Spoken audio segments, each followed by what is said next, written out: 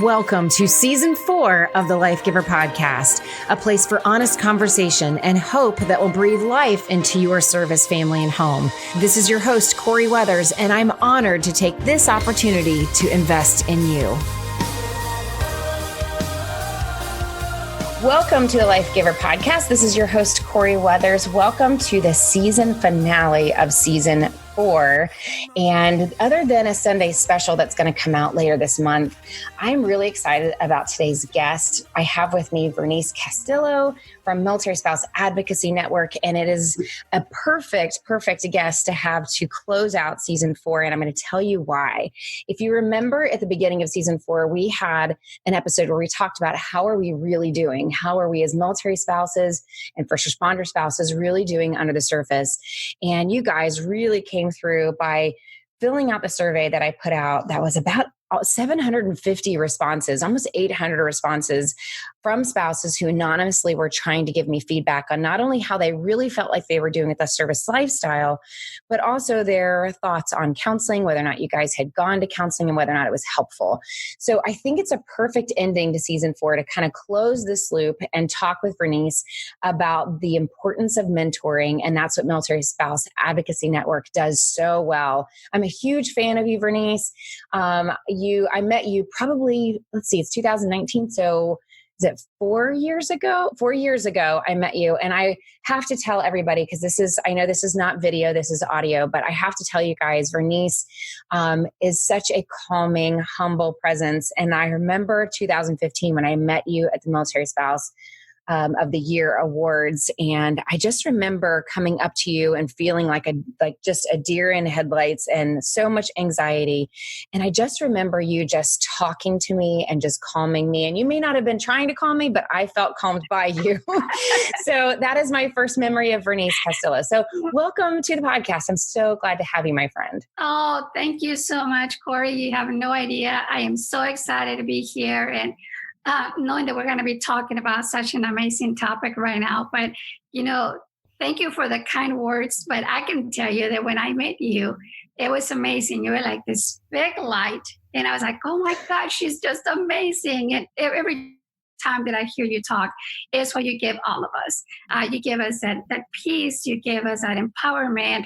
So, every time that I get to talk to you, I always feel the same way, even if it's just a chat to see how we're doing and just to say hi at the end of the conversation. It's like, oh my God, I feel so much better. So it's amazing to be here. It's great that it's mutual then. So yes, it's great. Well, there's, you and I have crossed paths in several different ways. We definitely crossed paths with the Military Spouse of the Year Awards, as far as you being the Air Force Spouse of the Year. Is that 2014? 2013. And you have just grown in influence since then. And Military Spouse Advocacy Network has been part of that. We also call it MSAN. Mm-hmm. And it's just grown. And to see you grow this organization has been so impressive. I've learned so much from you and so many other spouses who have everything from trying to grow a business to deciding whether or not they should start a nonprofit. The importance of networking, have all learned from you. And in fact, you've been brought in several times to do panel discussions on even how do you build a nonprofit and how do you do it well. And that's one of the things that I really look up to you about, because I've seen you do you've had networking opportunities at the White House. You go to so many events where there are military spouses because you genuinely care about how they're doing.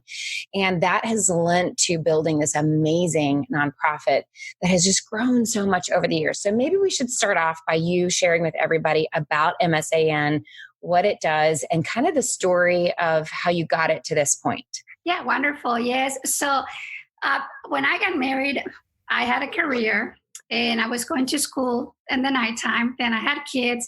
And it was until my husband took his first command, which it was like 9 years ago.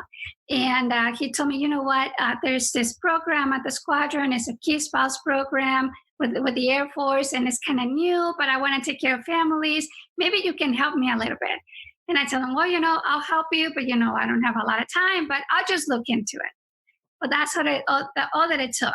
me looking into what the Key Spouse program was all about. It was a volunteer that will support the squadron families, and I got into it at 100%. I ended up leaving everything that I was doing to volunteer 100%.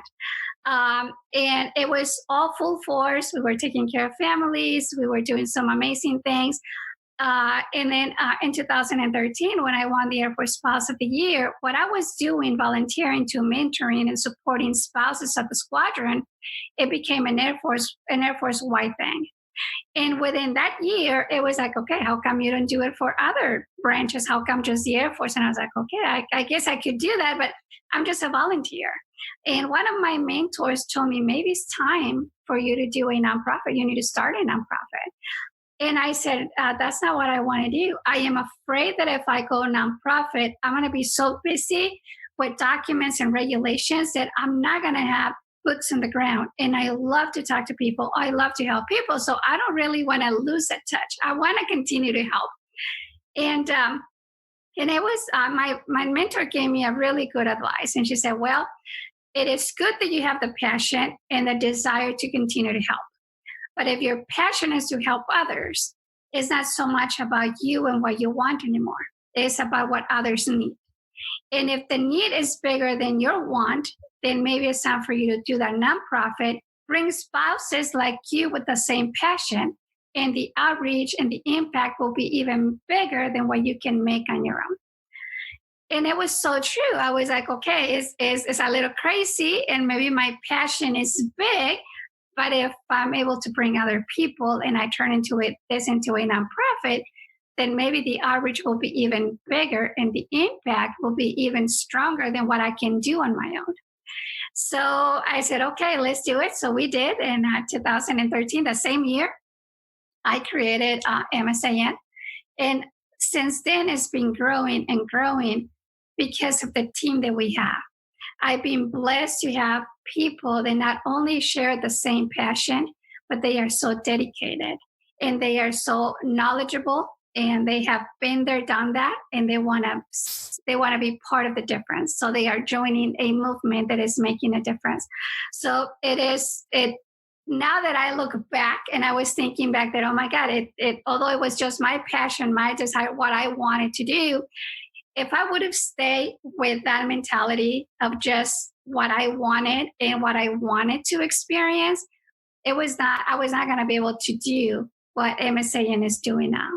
So I am glad I had a mentor, for someone to tell me, okay, you need to think outside of the box. It's not just about how you feel that is the right thing. Have you considered this and that? So everything started, like I said, just looking into what a Key Spouse program was, into mentoring spouses now around the world, all the branches, National Guard and reserves. And I am once again being blessed that I am now in a place where I am able to talk to brand new spouses, fiancés, significant others at basic training for the Air Force every Thursday. So every Thursday morning, I go to basic training from 6 in the morning to 10 in the morning, and I get to talk to a lot of spouses, a lot of significant others and fiancés. It has been a great experience, and I'm sure that we'll be able to talk more about this throughout the conversation. But to be able to welcome the 18-year-old kiddos, because they can be my kids, to welcome them into our military lifestyle and to our new family. It is amazing to see how they are excited because they're about to see their airmen, because they haven't seen them in so many weeks. They're also afraid because they don't know what's coming next. And I can tell you that I get to talk to spouses and significant others and fiancés who are military brats, and they get to share to me that it's completely different, because when they were dependents, mom and dad did it all and they just went along with the flow. Now they have to make decisions, and they don't even know where to start, because although they know the military as a dependent, it's not the same as a spouse. We get to talk to people that don't know nothing about the military, and their spouse is going to be the very first active duty in the family. So the experiences are amazing, and I think that there was there was already a plan for me that I was going to be having to get out of my comfort zone and doing something bigger than what I thought I could do. And eventually, full circle came back into doing what I love to do, which is talk to people on a regular basis and be able to help, not just as an MSAN, but once again, as a mentor. So I love it. Well, I just want to point out how significant that really is for you to, it's not like you are doing what you did when you were in as a key spouse. This is something that the Air Force specifically has given you access and the ability to do. Is that correct? Yes. Yeah. I proposed this to the Air Force, at Lackland Air Force Base, which is the basic training. And I said, look, we have this program. We will love to do it. They saw the need. They saw that we will be able to fill the gap, and they allowed MSAN to be inside basic training building to be able to talk to all these new spouses. Now we are in the talks, because now we're going to start doing the same with other branches. We are about to start expanding to other training installations. And then, of course, we're helping spouses that are getting married that are not going to any training installation, but they see us on Facebook or because a friend is sending them to us. So we're helping from all over the place. But right now, the boots in the ground is basic training, and we're expanding to others. So impressive, and also so needed. I was actually just reading some research this morning that was another military spouse did research on stress levels for military spouses. Mm-hmm. And she was expecting that new spouses would have a larger amount of stress or more intense stress than the most senior spouses, those that have been in 18, 20 years, that sort of thing. And one of the things that she found was that there really wasn't, it really wasn't what she was expecting. What she actually found was everybody has some level of stress in their life, and perhaps that stress just changes. So here I am, 13 years into the military. You'd think that I would have PCS down and all the emotions that come with it. But the truth is the lifestyle is difficult. And each time you go through something that may be a normal part of the lifestyle, it's just different. And you learn and you grow at different rates, different ways each time. So, but I think that you are so onto something on mentoring, in that even though this recent PCS was a little bit more challenging for me, that doesn't mean I don't have something to offer that brand new military spouse, right? Yes. And so before I kind of get into the survey results and some of the things that came through on that, because I really want to know what you think and what you're seeing boots on the ground and what you're hearing from your volunteers as they're mentoring new military spouses. I think your feedback would be really interesting. I really think that I know you know this, but I just want to say it out loud, that mentoring is, you're really onto something on that. And this is the reason why. When I study the culture, when I study the military spouse culture specifically, if you look through the different generations and what's happened over the last, let's say 20 years, you see a couple things. Number one, I know when I first came in about 2008, 2009, what I'm going to call our senior spouses now were the ones that were really in the thick of it. They were really the ones that were mentoring and bringing us in. And back then, mentoring was kind of a thing. You go to coffees and they mentor you. And if you need help during that deployment, there's somebody that's there to take you out to lunch. A lot of the traditions of the military were really active, or at least somewhat active, and were happening back in that decade. But then what happened is my generation got weary, because we didn't really necessarily get a break. The tempo was really crazy. Everybody was kind of on a year on, year off kind of deployment cycle.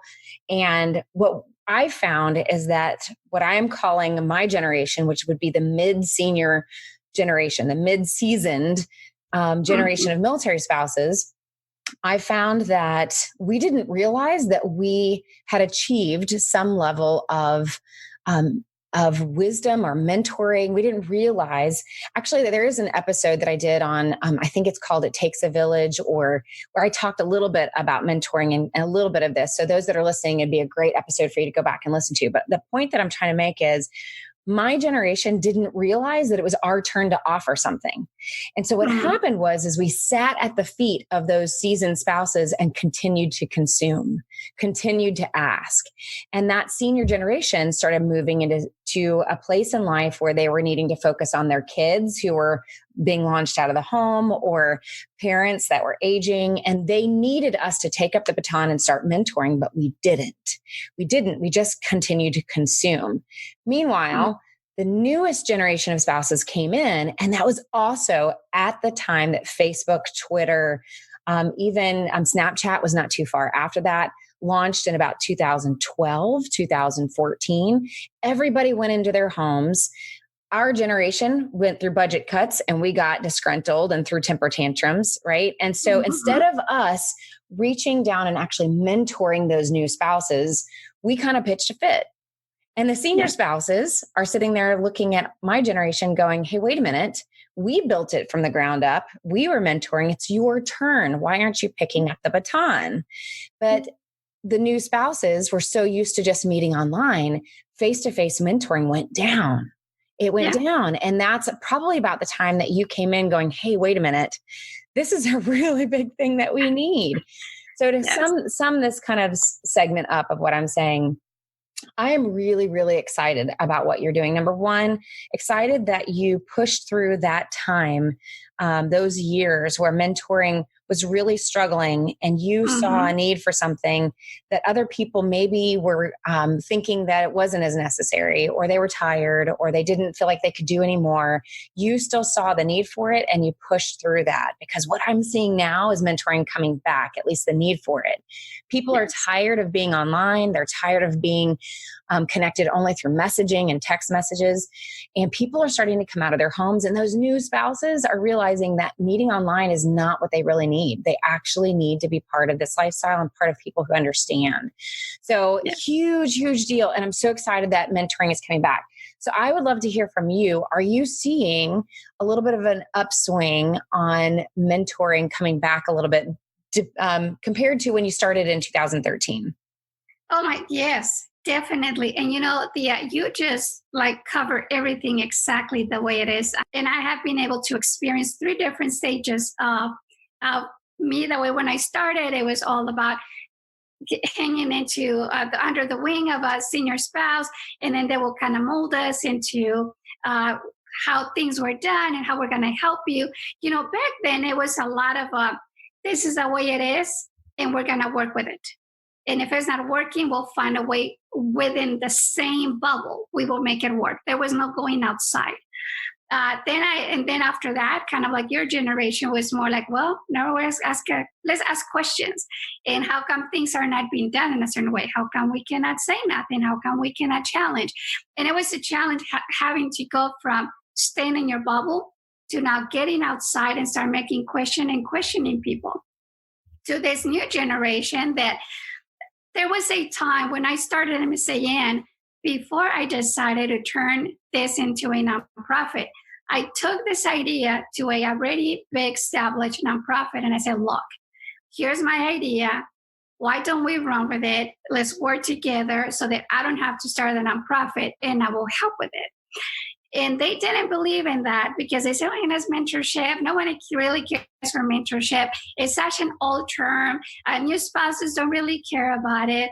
And I was like, well, I really think it's not about, if you don't introduce this to someone, they're not going to know it's there. So they're not going to know they need it. So how can we actually make a determination of something that we don't know yet? So when they said no, I said, okay, then I'll do it. Let's make it happen. So what we do, we have a survey. The new spouse come to us, fill out a survey before they get assigned to a mentor, because we want to know what are their needs, how much they know, if they don't know, all of those things. It's giving us great data that is helping us continue to mold the program according to the needs. What we have seen, Corey, is that the new spouses are coming from, most of them, from a civilian world into joining our military life.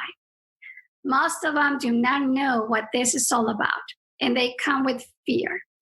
They come in from a society that they are used to finding and doing everything online, having it on their phone. So when they come into the military lifestyle and we introduce them a mentor, not just to ask questions, this is a difference. MSAN is building relationships. We are not just giving them an answer. We are becoming friends. Our mentors are meeting their mentees for coffee. There was a mentee that actually was PCSing, and she stopped in the middle of the PCS trip just to meet her mentor. And they met like on the road. It was not even at a restaurant. It was just like, let's hug. I need to see you. Have a great trip. So we are building relationships. And I think that's what is making the difference. New spouses are getting a warm welcome. They're getting educated and empowered to not just building relationships, but now they want to do the same thing. They want to give back. So we are turning this into, this is our family. This is what we do for each other. We are going to take care of you. Now we need you to take care of others. So we are getting people involved. We are seeing now an increase of people excited going to their new installation to attend training, classes, hard links, FRG meetings, all of that stuff, because we are getting them ready for that. We meet them at the first day when they become spouses. We get them ready. We get them excited. We get them educated. Then we link this new spouse to their future installation. So by the time that they get there, they already have someone to talk to, or they have been talking to someone, a key spouse, an FRG, readiness center. So when they get there, it is the same welcome. It's warm and ready to give them the opportunities. And that's something that we want. We cannot underestimate the power of new spouses. Yeah, they are new spouses and they're learning the new lifestyle. But we have educated spouses. We have advocates. We have people ready to take on the world and make changes and make this better. So all that they need is an opportunity. So these new spouses get the platform that they need, the foundation of knowledge of the lifestyle, but they're also receiving opportunities to help us make this lifestyle even better and live it better than the way we found it. You know, the other thing that I'm hearing that this does is that it welcomes these new spouses with positive, really good information. So instead of spouses coming in and hearing how challenging the lifestyle is and how people are struggling with it and whether or not FRGs are effective and everybody's opinion on that or everybody's experience on it, they're getting the right information in a way that is encouraging and exciting and meant to show them that you have everything that you need to succeed, including the mentors and friendships that they're building, which brings in a whole new generation of spouses with a different attitude and mindset towards the lifestyle, which I think is so, so important. Yes. Yeah. You know, our mentors, we select our mentors. They come to us, and believe it or not, we have a wait list of people that want to mentor. And from all the branches, which is amazing to have a wait list of volunteers. But we, like you said earlier, we talk to them in a way that is motivating and exciting. Of course, we don't lie and we don't pretend that everything is perfect, but we want them to understand that the life is going to be, is how you make it. If you're going to see that, you know what, it's going to be challenging. We don't lie. It is a challenging lifestyle, but that doesn't mean it's going to be hard or difficult. I mean, if you rely on resources, if you rely on your mentors, if you rely on your neighbors, life is going to be easier because you got people to support you. That if you decide to hate it because it's challenging and you're going to stay in your home and not talk to anybody, of course it's going to be hard. And even harder because we're making it that way. I was asked already many times, how come I'm not opening the mentorship program to all spouses? Why just the new spouses? And, you know, it would be really hard to do everybody. I think that we are big and we're making a big difference. But opening it to everybody, I'm afraid that we will end up failing. I would rather focus in one audience that it will make an impact. And in 3 to 5 years from now, those new spouses are going to be so well educated and empowered that all they're going to be able to do is support others coming in. And I'm hoping that what we're doing now is going to help more seasoned spouses, which are the mentors, to actually feel the same empowerment and be able to make changes within. Being a seasoned spouse doesn't mean that we got it all get together. I've been married for almost 20 years and my husband is deployed right now. And I thought this is going to be the easiest deployment. My oldest is almost 19 and I have an almost 13-year-old. It's going to be the easiest. It was the hardest one. It was the hardest.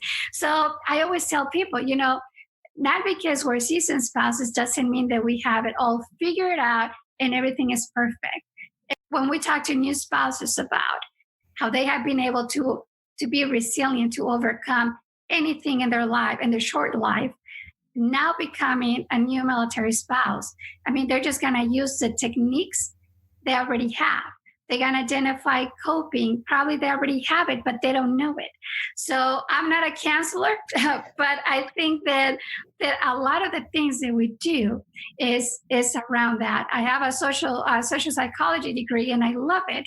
And like I said, I'm not a professional, but I think that a lot of the things that we do is helping new spouses identify what they already have. So good. So good. I know that you are kind of honing in on those new spouses and you can't do it all. And I agree. I think that that's I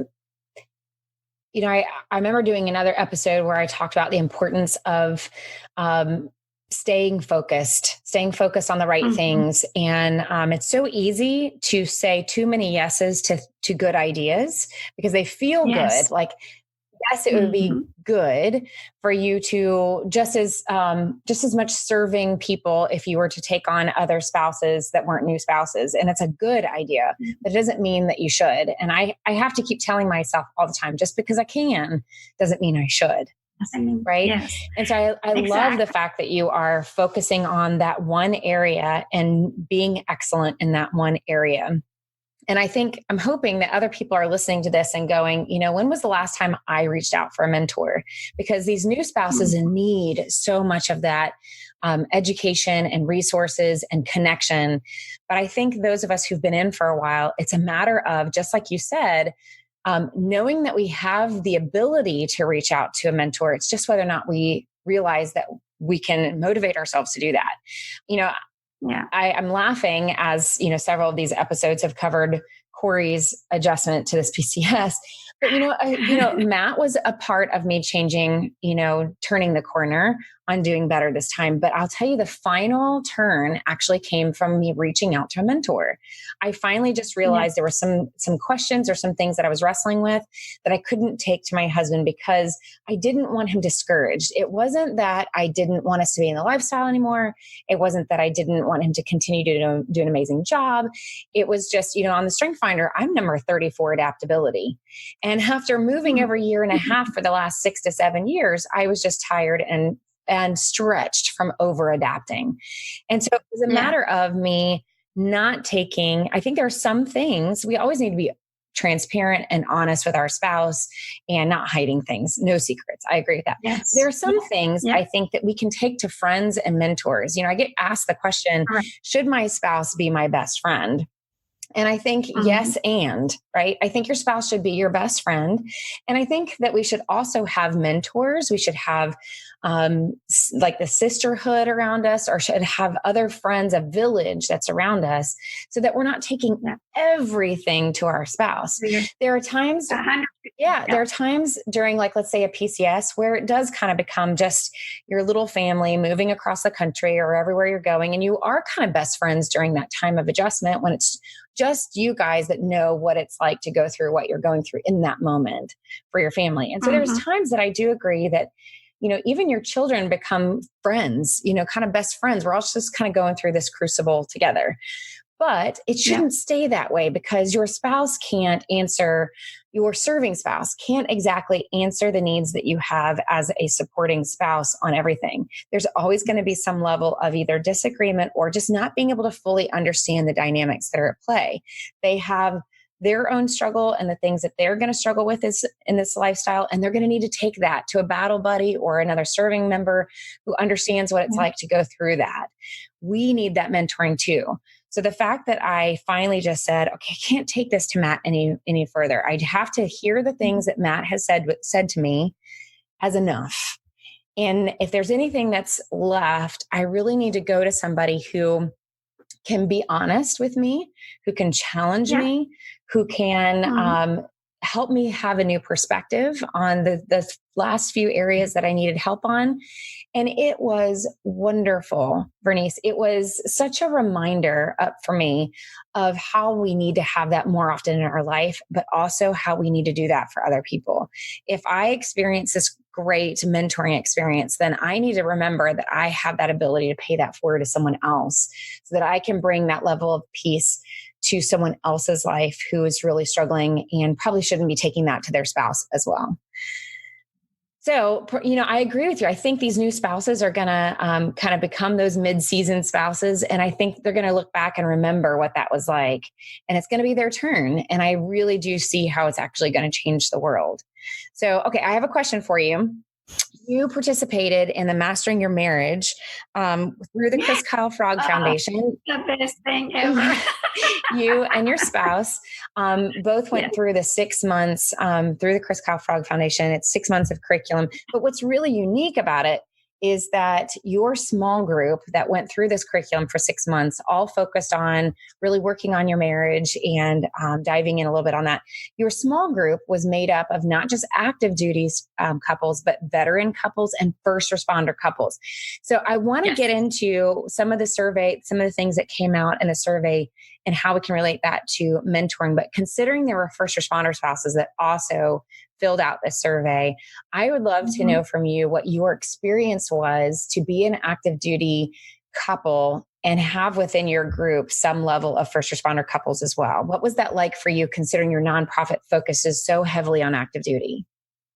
Yes, it was amazing. We became friends with them, and we were still in touch with them. It was the best thing. Tony and I were the oldest, were active duty, and we were the oldest couple in the group. And I learned so much from those young spouses in the couples. I mean, we had so much in common. The only difference, they were civilians and they were first responders. So the stress that we had as spouses, being married to a first responder, was exactly the same thing. The only difference is that my spouse is active duty and he will deploy, but in not the other spouses. But the stress was the same. The worries were the same. The struggles at home as a couple, as parents, were the same thing.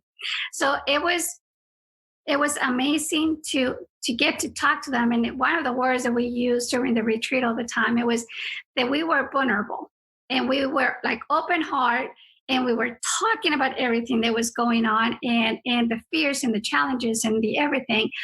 And to see how everybody was dealing through the same thing at that moment, or we experienced that before. But once we were all the open heart communication and experiences and stories, it was wonderful to see how we had so much in common.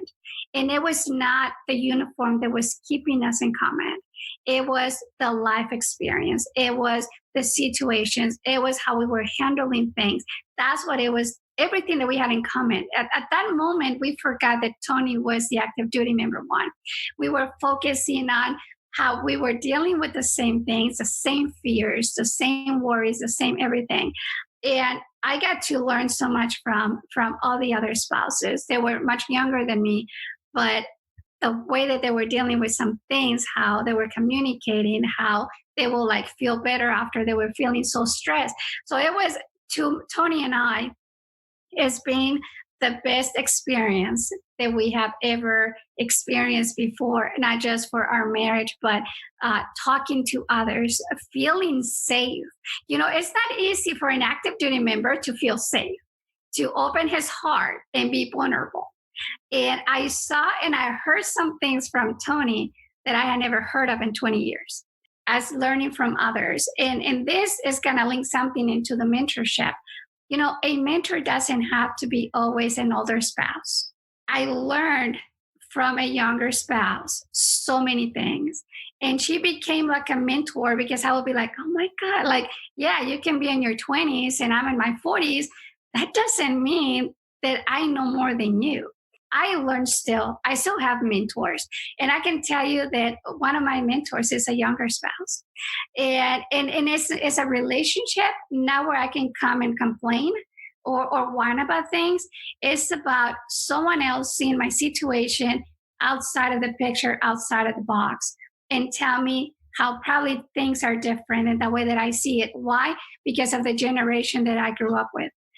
Well, I know you were such a gift to that small group as well. And so I wanted to, in the time that we have left, I really want to, I'm going to stretch your mind here a little bit. It's probably not more than you're used to. But I know some of the feedback that I got in the survey wasn't necessarily just for brand new spouses, but I have a feeling that you're probably seeing some of this in those that are volunteering or just in the culture as you are around other military spouses. And so I kind of want to hear from your perspective, your thoughts on just a couple of the things that came out in the survey. And just kind of hear what your experience is and what you're hearing. Maybe even if you have some thoughts about it, allowing you to kind of be that mentor for everybody as they're listening, maybe as well. And so one of the things that came out in the survey was that, and this is for first responders and military spouses, on kind of the questions of how are you really doing? And it was all completely anonymous. But 46%, I'm going to round that up to 47% of 750 spouses. Okay. Wow. So almost 50%, almost half said, do you feel today that you have all the support you need to navigate this lifestyle in a way that results in you thriving as an individual? So half said that they didn't. Now I know our first responder community doesn't have as much programming as we do, so that could be a part of this. But another 14% said they weren't sure. They didn't even know if they had what they needed. Yeah. So can you what are your thoughts on that as far as what you see in the spouse culture? Why do you think so many of them don't feel like they have the support that they need? I think that a lot of it has to do with not knowing. Do we have gaps within the support the process that we have in the military? Definitely. We got gaps everywhere. And not everything is perfect. But if we align the resources, the support, and you give them to someone, then it's going to be easier for them to say, oh yeah, now I know what's going on. Something that has been happening forever as a new spouses or anyone that joins the military life is that they come in, they don't have any support until they arrive to the first installation. In the meantime, you already lost maybe 5-6 months of you being a new spouse with no support, no knowledge, no nothing, trying to do it on your own. At that moment, you're going to feel like, well, I don't know much, and there's nothing there for me. When you get to your first installation, most of the time, spouses feel discouraged, resentful, afraid, and now they're dealing with those feelings at home instead of getting out and trying to find out, hey, what are the resources available?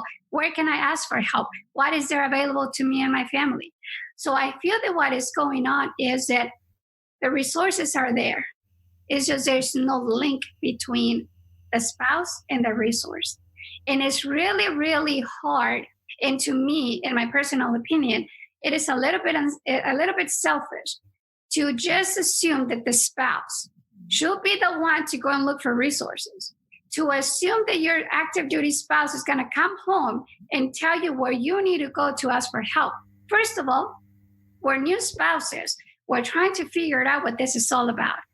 And the active duty member has a priority, learning the new job, not taking care of, okay, my spouse, let's sit down and then tell me what you need and I'll find out. That's a perfect world. Sometimes I don't even have time for that. So it is a little bit selfish for everybody to assume the spouses should ask questions, the spouses should come and find out, because they are not going to. They are in a new, stranger environment where they need to learn. So right now, I feel that spouses get the perception that the support is not there, but because they were never linked from day one as a new spouse to the resources, to the support system, to having a mentor, to have someone to talk to.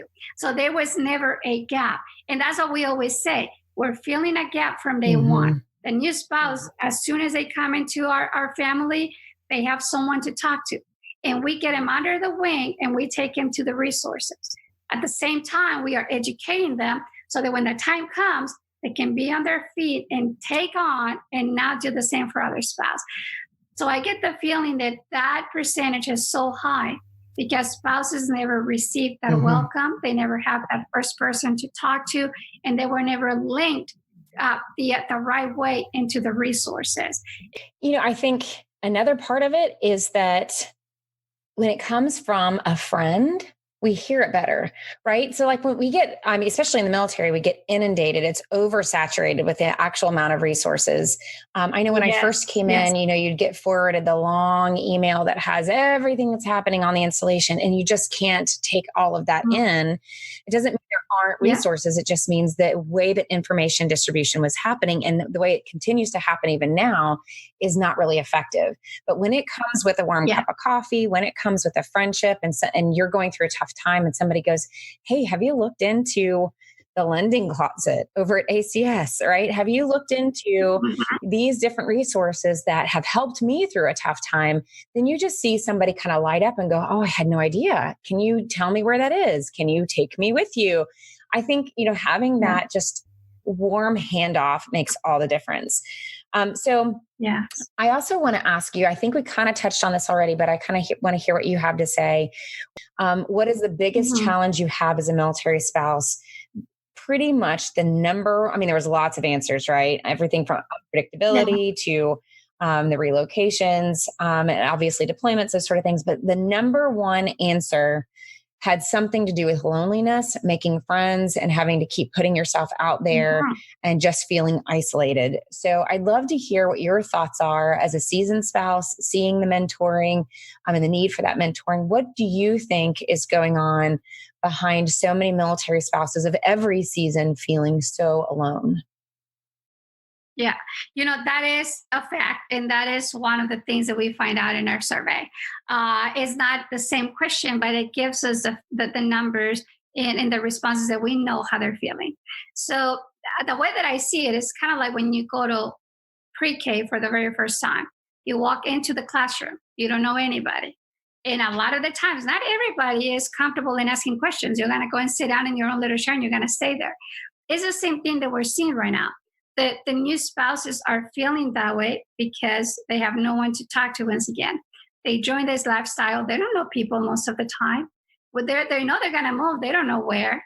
And when they get there, once again, they already have a period of time where they were trying to find out on their own information. They go to the internet, they go to Google, and they find 10,000 things, and they're not overwhelmed.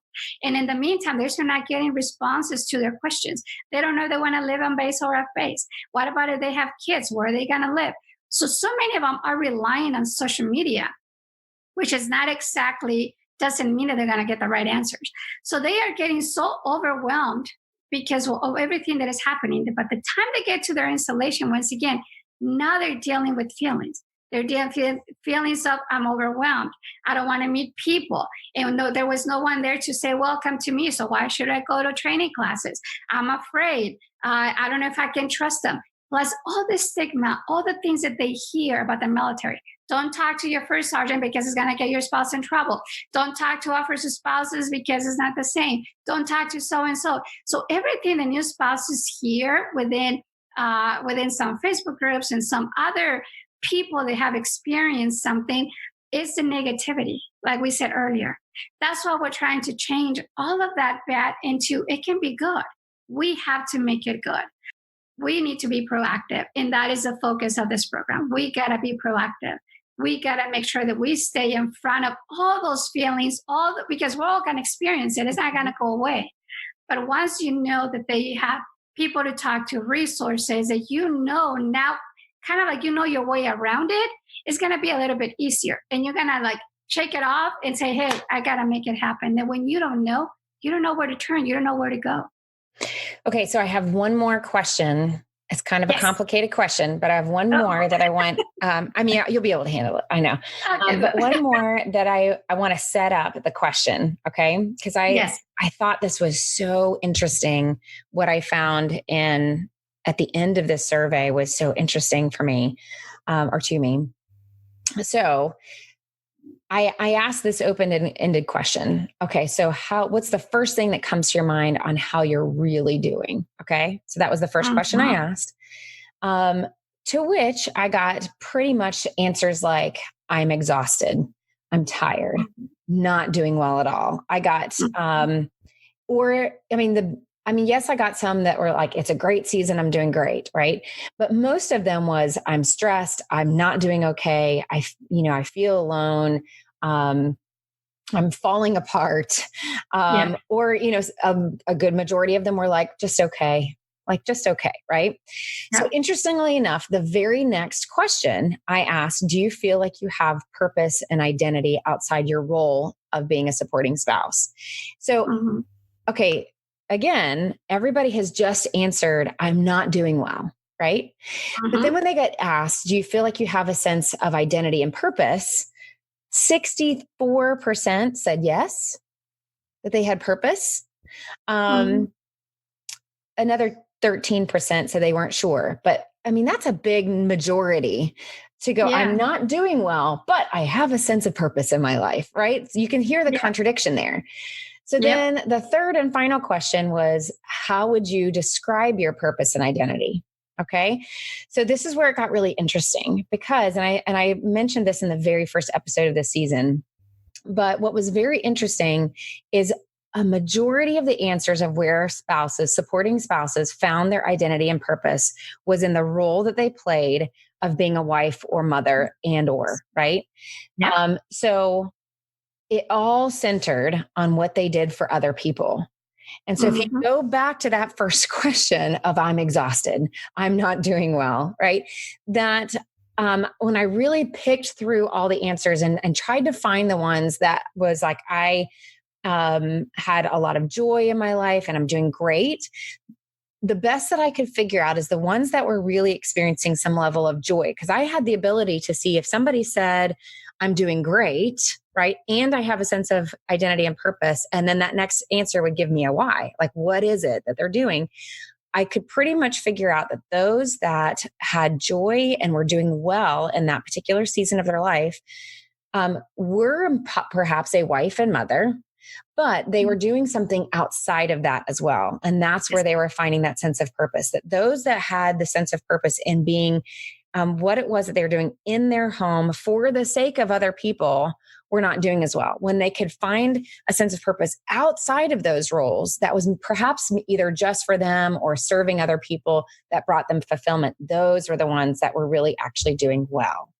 So I kind of want to hear your thoughts on that, because I think it's very interesting that so many spouses say they have a sense of purpose and they're really finding it more so in the home, but they're not doing well.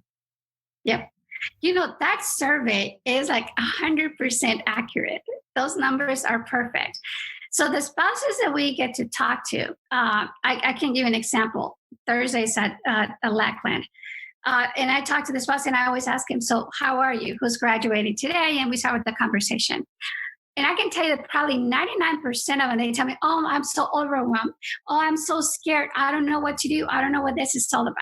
So you already know the feelings ahead of time. My second question is always, what are you going to do? I mean, you're going to PCS. Do you have any plans of going back to school? Are you going to work? Do you already have a career? And I can tell you that probably 70% of them have no clue. And I always tell them, being a military spouse is not the old concept of you're going to be at home raising kids and just following your spouse's career. Now we have spouses that are very well educated. There are advocates. There are city representatives. There are attorneys. They're doing amazing things because, being a military spouse is one of the hats that you wear. But you can wear many others. And I always try to encourage them, what are you going to do? If you want to go to school, we'll help you find scholarships.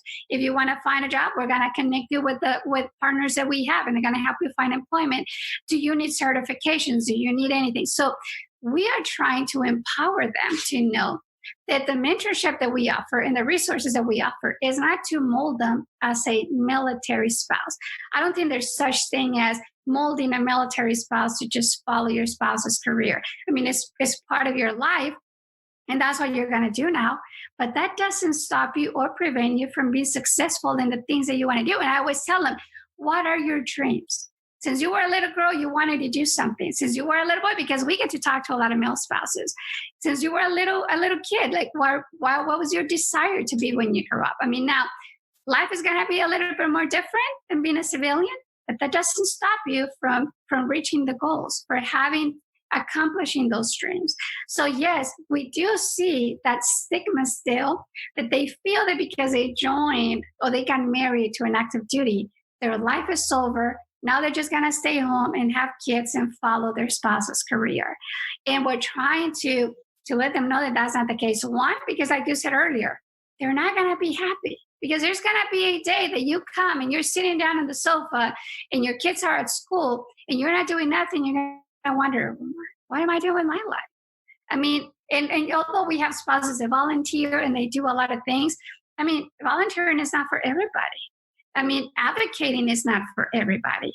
So there's so many things that they can do, but they have not given the support, the empowerment to say, hey, you can continue doing what you're doing. And one of the awesome things that the new spouses are getting with us, we partner with Brittany Barker. And, she's got her Discover Your Spark workbook.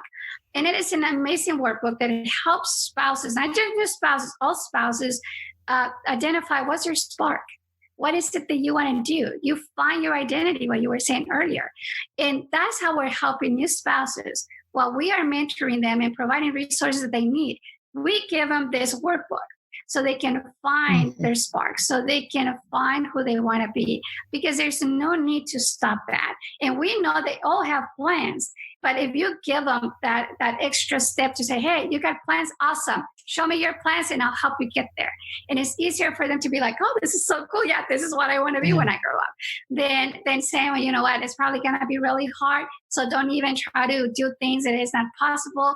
So just think about probably volunteering. Well, that's not the case. I think we have space for everyone and opportunities for everybody, but your survey is 100% accurate. We thought that the new generation wanted to do everything online because they're virtual, and because that's not the case.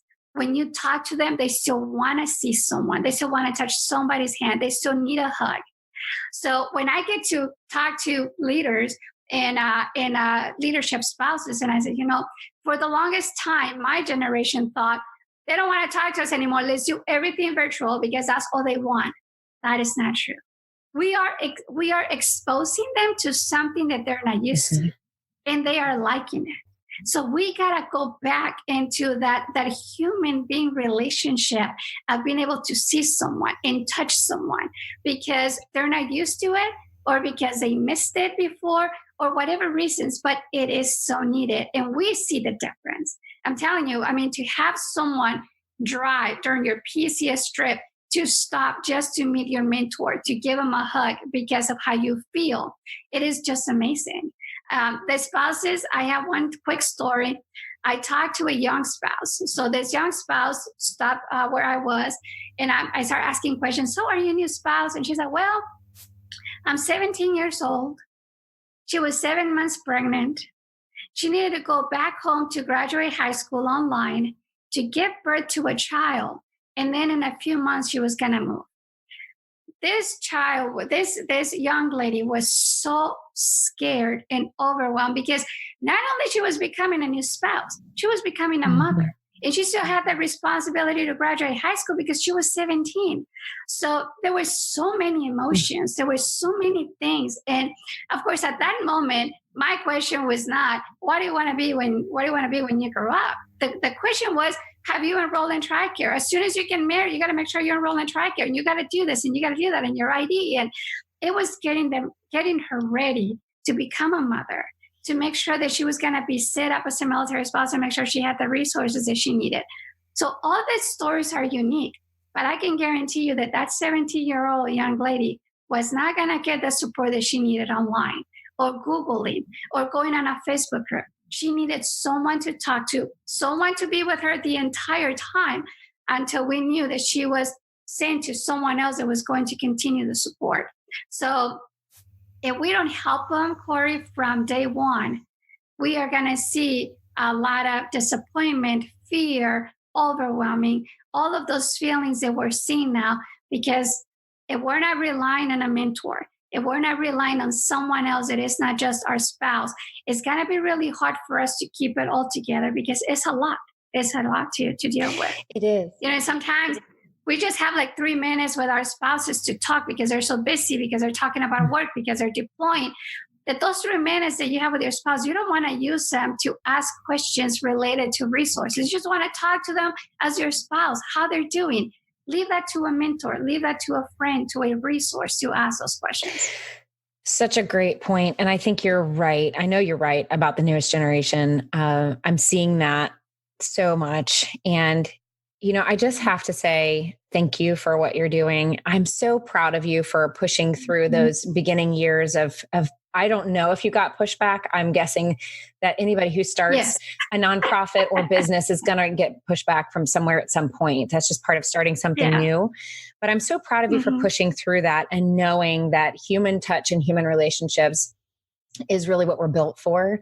And, I look back on my first assignment when there was not a mentoring program, and it was because of not senior necessarily, but there was seasoned spouses who walked me through all of that. And it changed my life. It changed my perspective on this lifestyle, because I had people there to point me to those resources that sat with me on a bad day, who served me when I needed it the most, and whose kids even were just a blessing in my life. And it just taught me something about human beings that I had never experienced before. And I know I've talked about that several times, but when something changes your life, it becomes a sacred space to you that you always look back on and go, that was the moment that I saw this lifestyle and saw friends and the importance of community in a completely different way.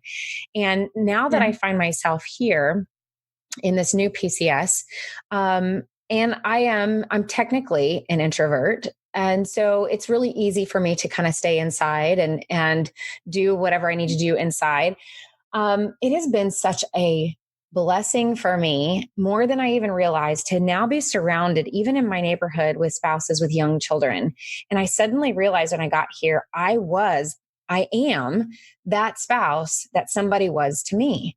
I now have that opportunity to mentor my neighbors around me and be that person and pay it forward. And how that's kind of a full circle now. My children are the same exact ages as that spouse down the street from me on that first deployment that helped me and served me and mentored me.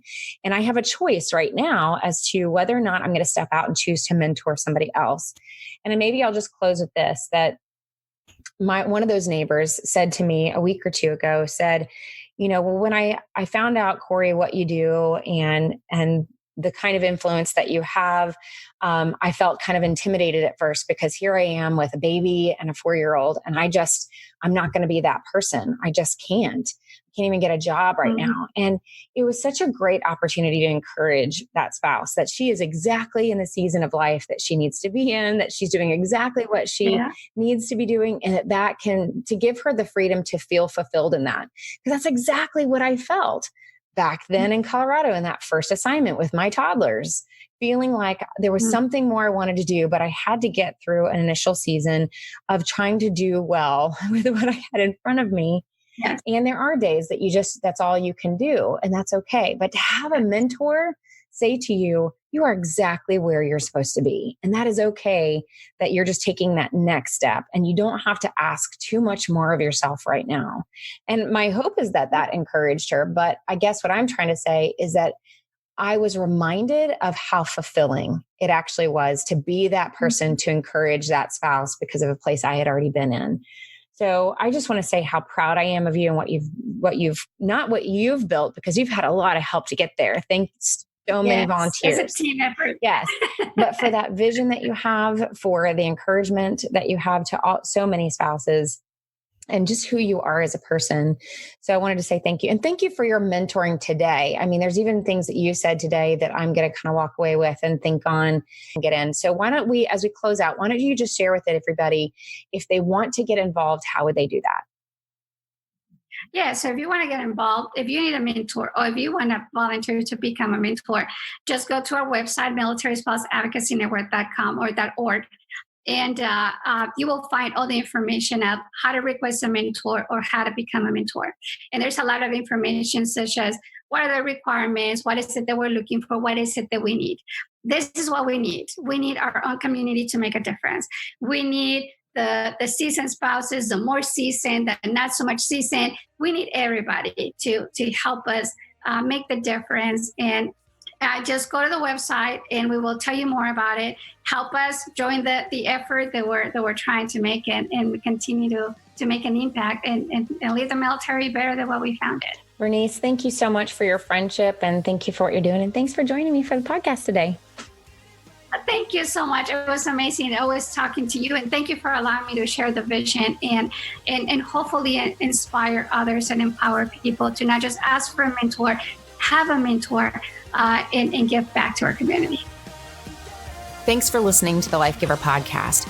If you're enjoying these conversations as being free of advertising or sponsorship, please help me by spreading the word to other military and first responder families that might benefit from the show. If you'd like to find out more about me or Life Giver, you can find more information at www.coryweathers.com or life-giver.org.